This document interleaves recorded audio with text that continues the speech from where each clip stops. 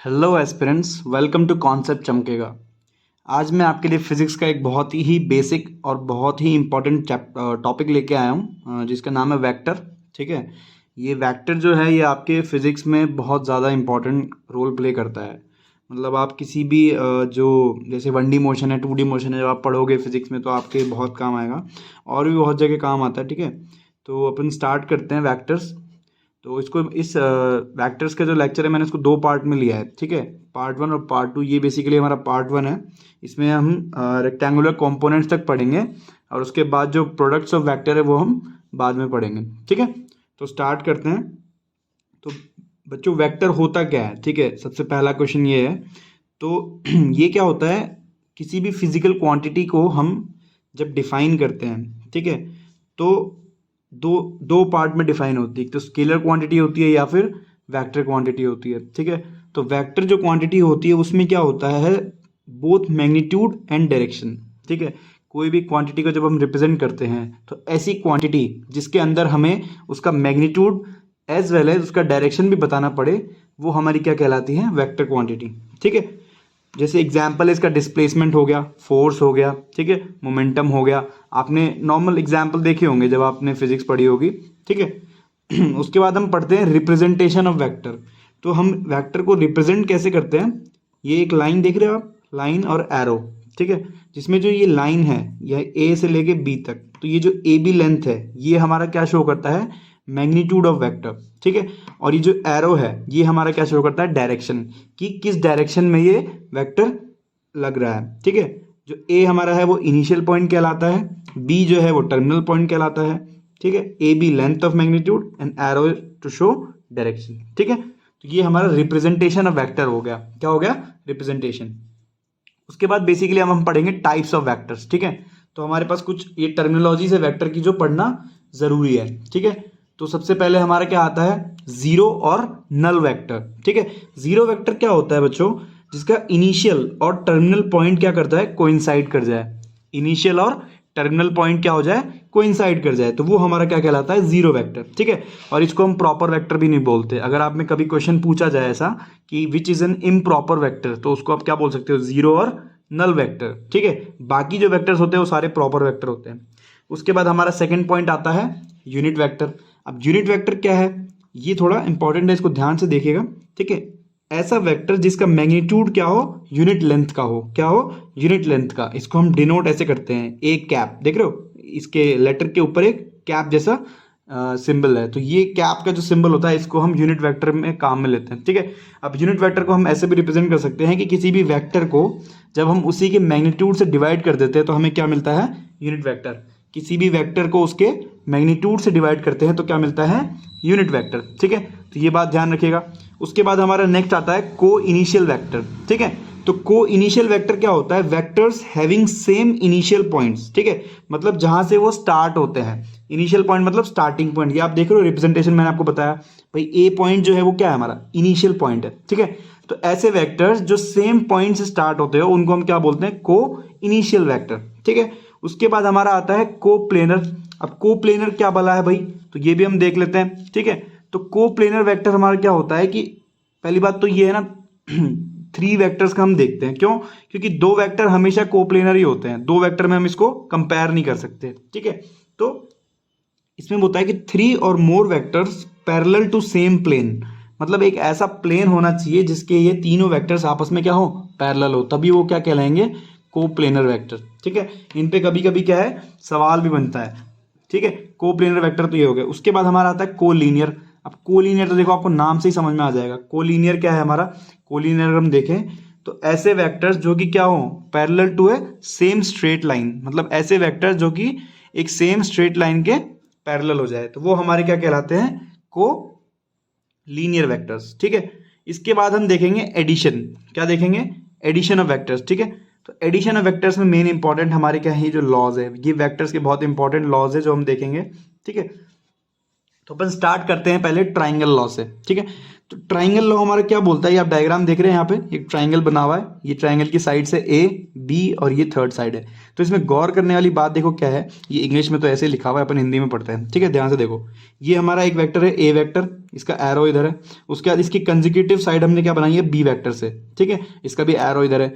और जो तीसरी साइड हमें बनानी होती है वो हम क्या करते हैं, इसके ऑपोजिट बनाते हैं, मतलब एरो टू एरो, मतलब हेड टू हेड हमें मिलाना होता है। जो तीसरी साइड है वो हमें हेड टू हेड मिलाना होता है। तो ये हमारा क्या बनता है, ट्रायंगल लॉ का स्ट्रक्चर बनता है, जिसमें ये बोलता क्या है कि अगर मैं इस साइड का और इस साइड के मैग्नीट्यूड का सम करूं तो हमें क्या मिलेगा, रिजल्टेंट साइड मिलेगी जो ये वाली साइड है, ठीक है। तो ये हमारा ट्रायंगल लॉ है, ठीक है। If A and B lies along a consecutive sides of triangle then third side is resultant. तो ये बात ध्यान रखने वाली बात, ठीक है। इसके बाद हमारा आता है पैरेललोग्राम लॉ, ठीक है। ये भी कुछ ऐसा ही है, मतलब सेम सा ही है, लेकिन थोड़ा सा डिफरेंस है। क्या है, यहाँ पे हम बस फिगर चेंज कर देते हैं। यहाँ पे हम क्या लेते हैं, पैरेललोग्राम। हम पैरेललोग्राम की दो एडजेसेंट साइड्स को लेते हैं। देखिए ये हमारा ए वेक्टर, ये बी वेक्टर, तो ये आपको पैरेललोग्राम की एक शेप दिख रही है, मैंने आपको डॉट करके बनाया दिखा रखा है। तो पैरेललोग्राम का जो डायगोनल है ना, ये हमारा क्या शो करता है, रिजल्टेंट, ठीक है। यही बोला भी गया है, if two vectors are along the two adjacent sides of a parallelogram then their sum C is represented by diagonal which is co-initial with A and B। ये बात ध्यान रखने वाली बात है, डायगोनल वो जो कि को-इनिशियल हो A और B के साथ। ऊपर हमने क्या पढ़ा था, अभी को-इनिशियल पढ़ा था। अब मैंने क्यों बोला था कि ये इंपॉर्टेंट है टर्मिनोलॉजीज। को-इनिशियल मतलब भाई जो A और B वेक्टर है इसी के स्टार्टिंग पॉइंट से डायगोनल भी शुरू होना चाहिए, ठीक है। हम ये वाला डायगोनल नहीं ले सकते। अगर मैं बात करूं तो हम ये वाला डायगोनल नहीं ले सकते। हमें कौन सा डायगोनल लेना है, जो ए और बी के साथ को इनिशियल है, मतलब स्टार्टिंग पॉइंट भी क्या हो, सेम हो। तो ये बात ध्यान रखने वाली है, ठीक है। तो ये हमारा होता है पैरेललोग्राम लॉ। इसके बाद हम पढ़ते हैं पॉलीगॉन लॉ, ठीक है। पॉलीगॉन लॉ ऑफ एडिशन भी क्या है, ये भी एक टाइप ऑफ एडिशन लॉ है। इसमें क्या होता है कि देखो ध्यान से देखो, ये मैंने एक पॉलीगॉन बना रखा है, तो ये एडजेसेंट साइड्स है इसकी ए बी सी डी, ठीक है। और ये हमारी क्या है, ऑपोजिट, दिख रहे हो, ट्राइंगल लॉ के जैसा ये, बस थोड़ा सा शेप का डिफरेंस है। ये क्या कहता है, if a finite number of vectors represent consecutive sides of A open polygon, ठीक है। यहां तक ये क्या है, ओपन है, देख रहे हो, कंटिन्यूसली एरो टू हेड से टेल मिलता जा रहा है। उसके बाद क्या है, बोल रहा है कि then their sum represent the closing side, मतलब देख रहे हो यहां से हमने ऑपोजिट क्लोजिंग साइड हेड से हेड मिला दिया है, तो it is the closing side. तो ये ध्यान रखने वाली बात है, ठीक है। उसके बाद हमारे पास कुछ प्रॉपर्टीज आती है जो वेक्टर एडिशन की प्रॉपर्टीज है, ठीक है, जिसमें हमारी ये अपने जो नॉर्मल छोटी क्लास में भी पढ़ा होगा, जो कम्यूटेटिव प्रॉपर्टी, एसोसिएटिव, ठीक है। तो ये सब काफी बेसिक सी बात है कि वेक्टर एडिशन जो है इनको फॉलो करता है। कम्यूटेटिव प्रॉपर्टी जैसे A plus B equal to B plus A, associative है A plus bracket of B plus C equal to A plus bracket of B plus C, इस तरह से, ठीक है। ये बात एक ध्यान रखने वाली बात है, ये मैंने यहाँ पे शॉर्ट में लिख रखा है, देखियो ए प्लस जीरो वेक्टर, अगर हम ए प्लस जीरो वेक्टर लिखें तो हमारा क्या होता है, ए वेक्टर ही होता है। इसको हम बोलते हैं एग्जिस्टेंस ऑफ एडिटिव, ठीक है। उसके बाद ये हमारा है, देखो अगर हम ए प्लस माइनस ए करते तो हमारा जीरो है, मतलब किसी भी वेक्टर को हम उसी के एंटी सेंस वेक्टर से ऐड करें तो हमारा सम क्या आता है, जीरो आता है। किसी भी वेक्टर को एंटी सेंस वेक्टर से ऐड करें तो वो क्या आता है, जीरो आता है। इसको हम क्या बोलते हैं, अनलाइक वेक्टर्स भी बोलते हैं। अगर ये ए है तो ये माइनस है, दीज आर अनलाइक वेक्टर्स, तो ये ध्यान रखना, ठीक है। इसके बाद हमारा क्या आता है, ये सबसे इंपॉर्टेंट पार्ट है इसका रिजल्टेंट निकालने का। बेसिकली ट्राइंगल लॉ का ही मॉडिफिकेशन है, this is a modification of triangle law, जो आपको ध्यान रखना है। इसमें क्या है, देखो ये मैंने एक ट्राइंगल बना रखा है, ए और बी वेक्टर शो कर रखा है, ये रिजल्टेंट है, ये थीटा एंगल है, ठीक है। तो यहाँ पे हमें रिजल्टेंट निकालने का डायरेक्ट हमें फॉर्मूला क्या मिलता है, R is equals to under root A square plus B square plus 2ab cos theta. Theta यहाँ पे ये वाला एंगल है, ठीक है। अब इसमें गौर करने वाली बात क्या है कि देखो अगर थीटा 90 डिग्री है, ठीक है, थीटा क्या है 90 डिग्री यानी परपेंडिकुलर वेक्टर्स है, तो उस केस में क्या हो जाएगा कि जो रिजल्टेंट होगा वो ए स्क्वायर प्लस बी स्क्वायर के बराबर होगा। रिजल्टेंट क्या होगा, ए स्क्वायर प्लस बी स्क्वायर के, ठीक है। यहाँ पे करेक्शन कर लेना, ठीक है। यहाँ पे हम जो बी वेक्टर है उसको यहाँ से पहले स्टार्ट करते हैं, ठीक है। इसी को हम यहाँ पे क्या करते हैं, रिप्रेजेंट करते हैं। इसी बी वेक्टर को हम क्या करते हैं, यहाँ पे रिप्रेजेंट करते हैं, ठीक है। तो ये बात ध्यान रखने वाली है कि ये थीटा यहाँ से ये वाला लिखे हम, ठीक है। उसके बाद थीटा अगर 0 डिग्री है, थीटा अगर क्या है 0 डिग्री है, तो उस केस में resultant A plus be directly add हो जाएगा, क्योंकि हमें पता है कि भाई पैरेलल जो वेक्टर्स होते हैं वो डायरेक्टली ऐड हो जाते हैं, क्योंकि उनका मैग्नीट्यूड डायरेक्शन सेम होती है तो मैग्नीट्यूड डायरेक्टली ऐड हो जाता है। उसके बाद थीटा अगर 180 डिग्री है मतलब ओपोजिट है, एंटी सेंस वेक्टर है, तो ओपोजिट वेक्टर में क्या होता है कि रिजल्टेंट a माइनस बी के बराबर होता है। तो ये बात ध्यान रखने वाली बात है। स्पेशल केस है ये, थीटा इज 190 डिग्री तो under root A square plus B square. Theta अगर 0 है तो रिजल्टेंट डायरेक्टली ऐड हो जाएगा a प्लस बी। थीटा अगर 180 है तो a माइनस बी। ठीक है, अब कॉस की वैल्यूज तो आपको पता ही होंगी, आपने पढ़ाई है बेसिक मैथ्स में। ठीक है, उसके बाद ये एंगल निकालने का फॉर्मूला है कि अगर डायरेक्टली हमें ये एंगल पता करना हो, आपको अगर वेक्टर पता हो और आपको एंगल निकालना है तो हम क्या करेंगे, tan theta is equals to B sine theta upon A plus B cos theta.